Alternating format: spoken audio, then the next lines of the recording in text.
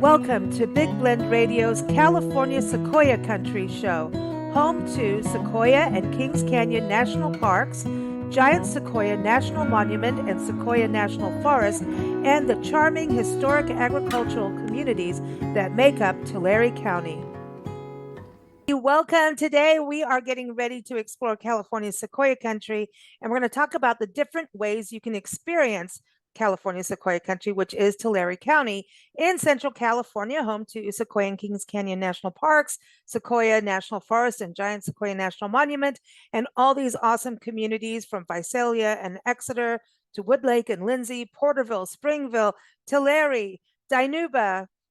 Am I missing someone? I better not. I'll get in trouble. Three Rivers is the gateway also to Sequoia and Kings Canyon National Park. So there's a lot of different communities to experience, but we're going to talk about everything from boating and kayaking to hiking and biking. And we have, as always, awesome guests joining us from the Sequoia Tourism Council. Everything we talk about, go to discoverthesequoias.com.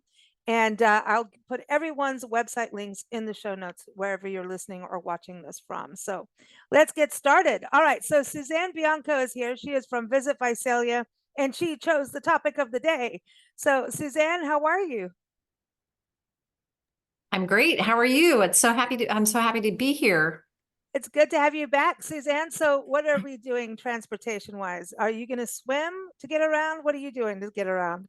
Oh, we're excited because next month starts the Sequoia Shuttle that will begin the routes up to the national parks. So picking up visitors from most of the hotels along the 198 route for the trip into the park. So we're really looking forward to that starting up.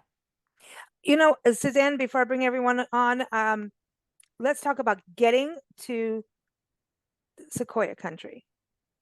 What's the closest airport for folks to come in from? I mean, I'm sure people land in LA, maybe drive in or from San Francisco, but what's the easiest airport kind of thing for people? Oh, yeah. So the easiest airport to reach Sequoia Country is through the Fresno International Airport.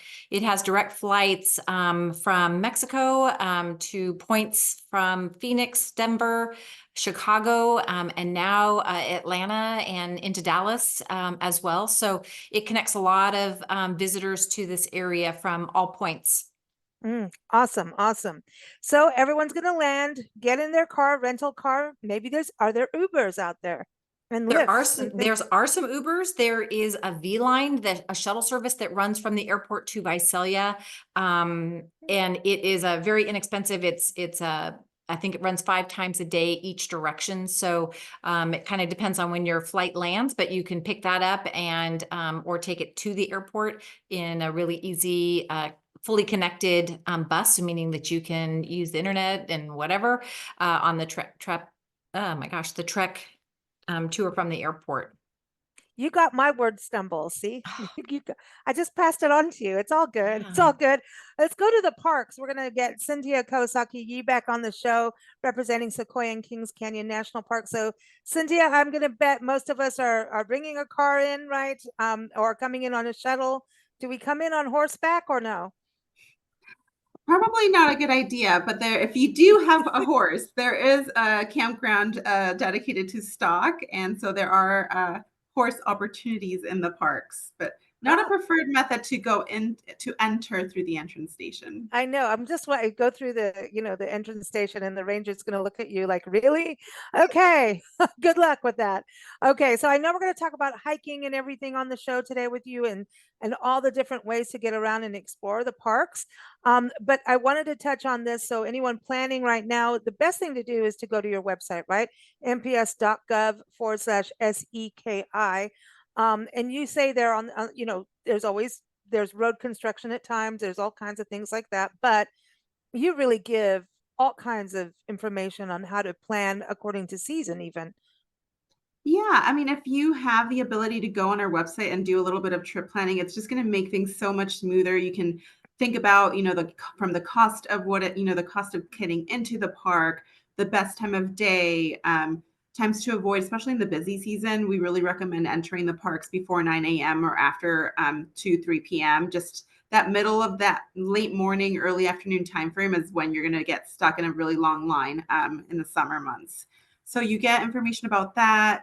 And then on our website at the very top, you'll see a set of alerts. And so if there are any road closures, if there's active road construction, just any alerts that would be helpful, that's where you get the current park information of what to expect as you're coming into the park. So we really want to send everyone there just to plan ahead, especially years like this year, particularly, we do have road construction that's going to be taking place. And, it's really easy to just avoid road construction or delays on certain days of the week. And so it's a good idea to check things out. Great. Great. I want to bring Cassidy Collins on. She is from Tulare Chamber of Commerce, and Tulare is home to really, mom and pop shops all the way to an outlet stores, and home to the fairgrounds and the International Agri Center, where they celebrate agriculture, because y'all are in the breadbasket of the world. Welcome back, Cassidy. How are you?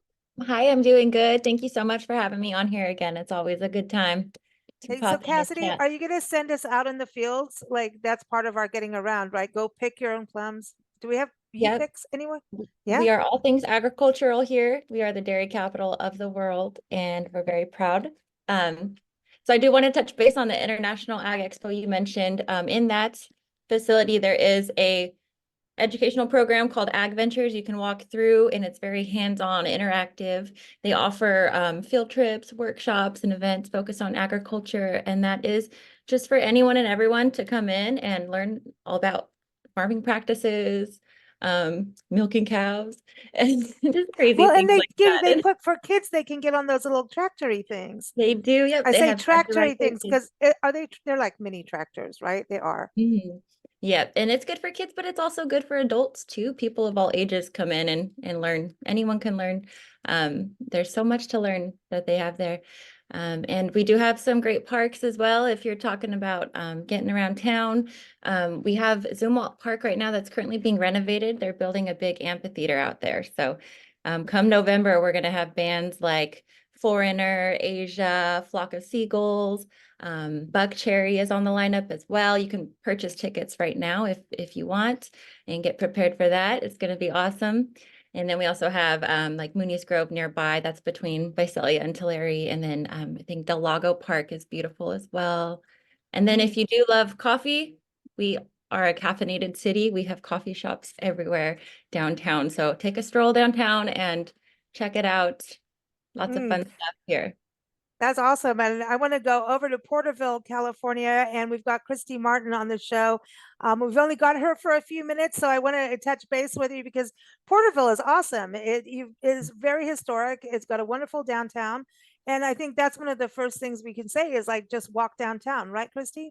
Exactly. So yeah, you do have to travel a little more east to find us, but that's the beauty of our town is we have a lot of walkability. So both downtown and then we have several community trails here as well that can be utilized that are beautiful as well.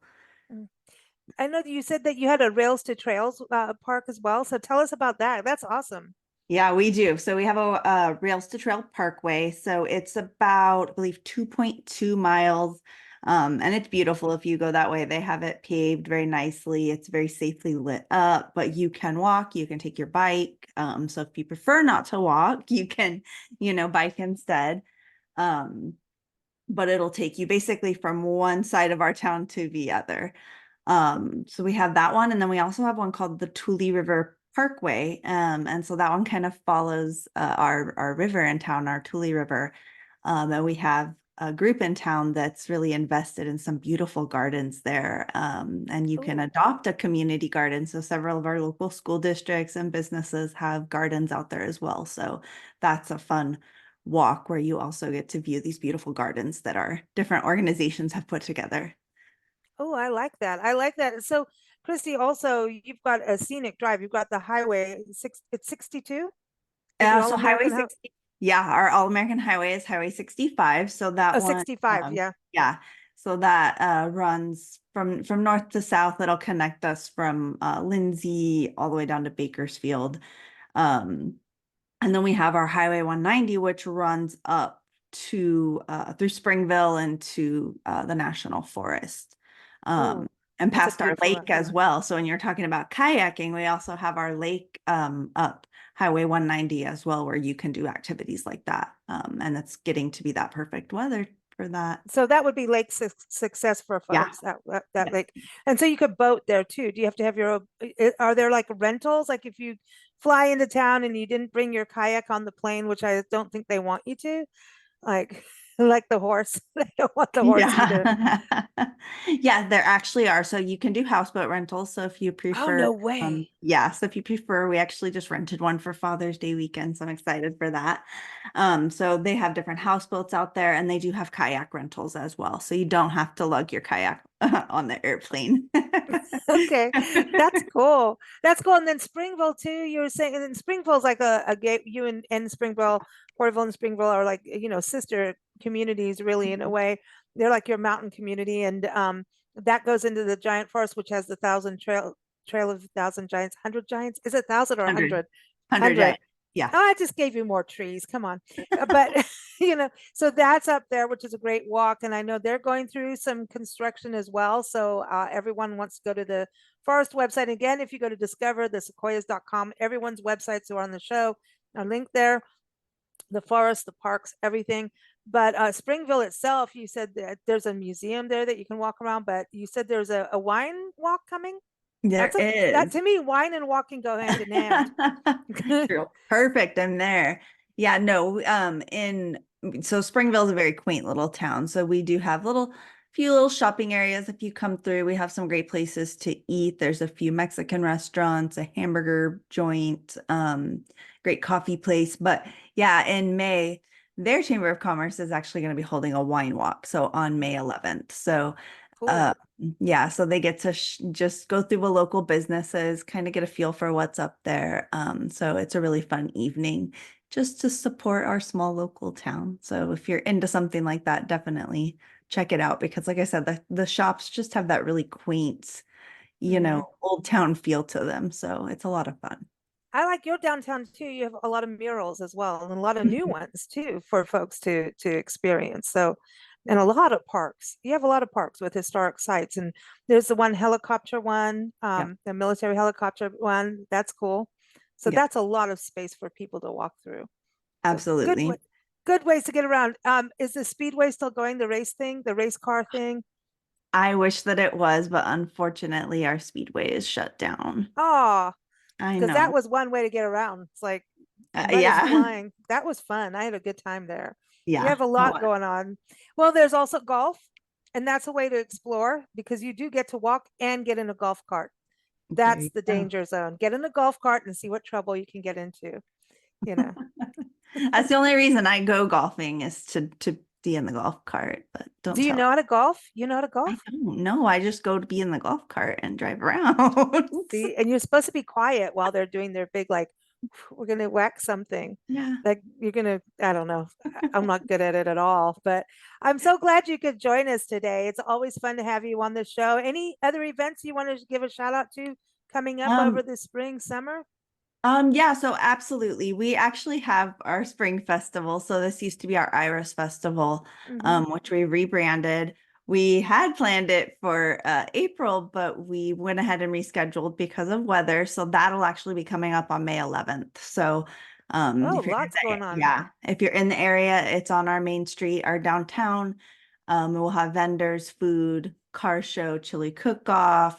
Our junior CEOs will be out there selling their products, and a lot more. I know there's more things happening, but yeah, but I mean, yeah. car show. There's a way to get in your car and go look at them, and also, hey, walk up and down the festival is going to There you go. get you going. So I love that.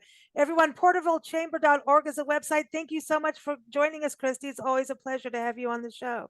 Of course. Thank you so much, Lisa, for having me. Thanks. I'm going to move over to Suzanne. We're going to go downtown Visalia because I'm going to say your downtown, you actually have like a walking guide, don't you, Suzanne, for Visalia? Yeah, we do. And this is a great time of year to be doing it because the weather is so nice. But the historic walking tour in downtown is a self-guided tour that takes you through all of the historic buildings to see what they were and what they are now. For example, the Darling Hotel is now a charming rooftop lounge. There's a charming rooftop lounge and restaurant that you can sit outside, but up on top of the hotel. So that's a great spot to walk through. And as you're walking through downtown, pop in here at a shop or pop in there for a glass of wine as you walk through. Are we It's back a lot to of fun. walking and whining again? Or whining and walking? And we have a wine walk If you're next if you're whining Thursday. about walking, you get to have a glass of wine after you walk. Yeah, this exactly, is good. exactly. So what about, other activities in regards to movement in your area? Because I think you've got other like, parks to walk through. You were talking about cycling last time on the show. Yeah, this is a great time of year to explore outdoors here in the Central Valley. It is just, everything is just beautiful and green. I don't know if we mentioned Kauai Oaks Preserve last year, but just a few minutes from downtown Visalia, you can hit the Kauai Oaks Preserve. It has several different trails throughout the preserve that looks like it is a riparian oak forest. So it looks like what the valley floor maybe looked like 200 years ago. So it's really interesting, and it's very green with the backdrop of the snow-capped Sierra Nevada mountains right now. It's just really spectacular. So it's dog friendly. You can go out there with your, four-legged friend and do as much or as little hiking, walking as you'd like. St. John's River Parkway is another great paved pathway that stretches maybe 6 miles along the St. John's River. It's not always full of water, the St. John's River, but it is a great trail that dips below crossover streets so that you don't ever have to get involved with traffic, be on streets where there's traffic. So lots of opportunity for outdoor activity. I think, Cassidy, you mentioned the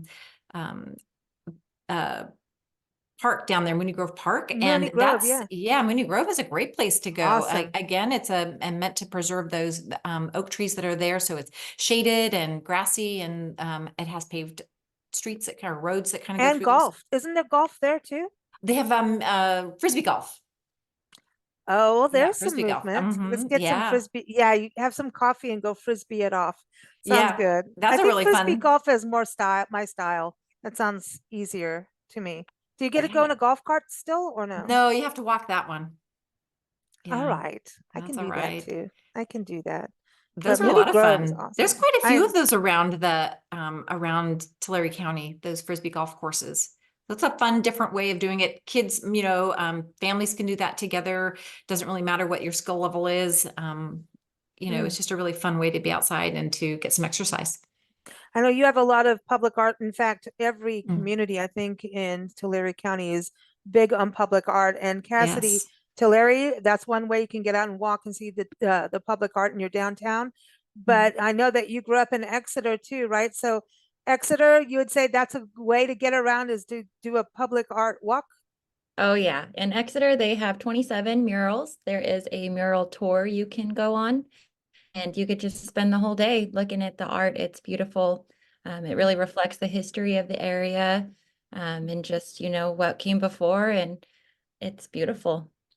I love it too. It's got the park in there. So I'm going back to Sintia because Sintia, you've got the big hikes. You got the easy trails that we like to, the accessible trails, but you got the big hikes. So I want to go on the big hikes, the wilderness area. Tell us a little bit about that because we're not all allowed to just drive into the park and go to those special places, right? Because that's like it's like the epitome of protection in this country. Yeah, and I think what people don't realize is when they're coming into the parks, they're only really the main corridor, the front country area that most people see when they come is about 7% of the entire jurisdiction of Sequoia and Kings Canyon National Parks. Over 93% is considered either designated or it's managed as wilderness. And so there's just so much, we call it the back country. And it's just really an amazing place and experience to just get out into wilderness, do a backpacking trip. You can go into wilderness and do day trips. So you can go out to Pear Lake and just really go. It's a little bit more strenuous hike 7 to 10 mile, round trips that you can do in a day. But really, if you really want to just like sleep under the stars with, mountain views and peaks and just cooler weather, better air quality, just really going on a backcountry backpacking trip. And there's different, it's maybe sounds a little scary to people, especially if you haven't gone back there, but there are a variety of, skill levels and different areas that don't require the, the grueling like carrying of gear and, the elevation gain. There are some easier areas that you can go to. You can go, to the Bear Paw area. You can go Pear Lake. If I can do it, you can do it. Okay, but wait a minute. Let's talk about Morrow Rock, because listen, that's some upstairs climbing and downstairs. How many like that? Ooh, I don't Dude. know how many stairs. All I know is I it's think up. it's definitely over We s- 100. It's like 400, I think. 400. Yeah. That's what we roughly say. Yeah, I would say 300 400. to 400 stairs. But you know what? My secret is we do have some informational panels on your way up. And so you just, step aside, really be interested in what the history and the information that's on those panels, Or and take use that photos. opportunity to take a breather, stop and take some photos. No one will know that you're really just really out of breath. No, you're just Um, like, I'm dying. No, yeah. kidding. But or you just hook, you get these dog leashes that you can hook onto your belt and walk with the dog, right? And so you just hook them onto your kids or something. Just let them carry you up Have there. someone pull you up. Yeah, that's the way to go. And then you just get like a kayak to go back down. Just go down the stairs that way. It doesn't work, Oh does it? boy, Lisa, you're going to get us in trouble. Please do not take either a dog or a kayak up the Moore Rock Trail. All right. See, yeah, okay. So this is important though, is to know about that. So let's talk about dogs. Yes. Because a lot of people want to go hiking with their dogs. And I'm going to tell you this, there are dog-friendly parks around the country. And I'm just going to plead with everyone to keep your dogs on the leash if it is a leashed in place, just even for people who are scared of dogs, which I'm not, but you don't know what the other dogs are going to do, and you just don't know. So can I just do that now? And then you do allow dogs in at certain places or no in the park? I recommend not bringing your pets over to the parks, because especially if you're just driving through the parks and you just are up and you just want to enjoy the views, totally. But if you do plan on getting out, even for a 30-minute chunk of time or just for a couple hours, you're going to need to leave your dog in your vehicle. We do not allow dogs on trails. If you're staying at a campground or if you are just stopping at parking lots and driving through, that's okay. But if you're planning to go on any of the trails or kind of go exploring in any way, you can leave them in your vehicle. But especially in the summer when it gets warmer, it's just not a fun day for your dog. We do have the Forest Service that is in between, Sequoia and Kings Canyon National Park. So there are other recreational areas and opportunities for them, but really come with that in mind and don't just assume that you can come see the Sherman tree or go on a trail or go into the backcountry and bring your dog with you. It's just, I feel like it's not really fair to your poor dog. Well, the other thing too is you have trails that are very accessible to, like Round Meadow, the Big Trees Trail, that are, it's like a boardwalk and things like that. And I want people to understand. In fact, we created a Facebook group called 1 Hour Walk, hashtag 1 Hour Walk, over this, because a lot of people that we talked to when we first started our tour were going, well, you have to be like some athlete to go to a national park and do a trail. And I'm like, no, not at all. Like, have you seen me aside of stand up outside of Zoom? No, we can all do this. And it's really, you have accessibility trails. Yeah, we have a range of accessible trails where if you're in a wheelchair or are just needing just a flatter area and a flatter trail to walk on. If you're with older family members or someone that has, a disability, please stop by one of our visitor centers. We have an actual accessibility guide. We actually have it on our website too. And it just goes through all of the recommended trails. If you have a visual impairment, we have waysides that have, what is it called? Braille. Yeah. For people who need that. We just have a range of accessibility features here at the park. So definitely come. There's something to do for everyone. And we really want family-friendly trails that are more flat and shorter, closer to a main parking lot.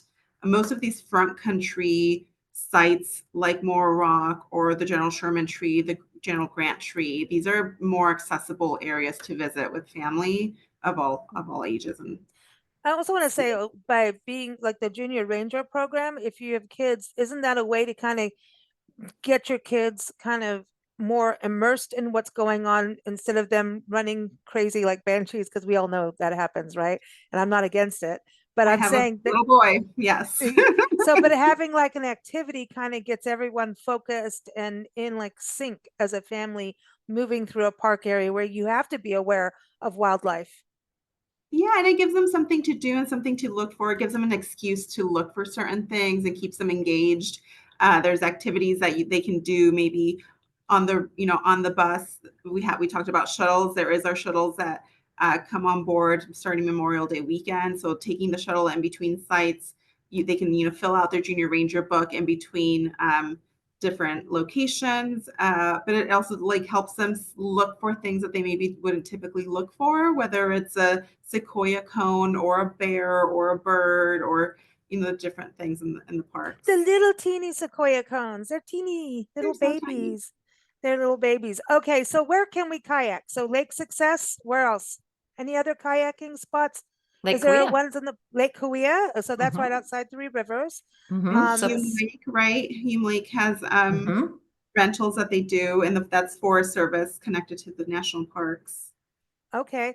Cassidy, any water areas near you in Tulare, Exeter area? I was thinking Mooney Grove Park, back to that park again.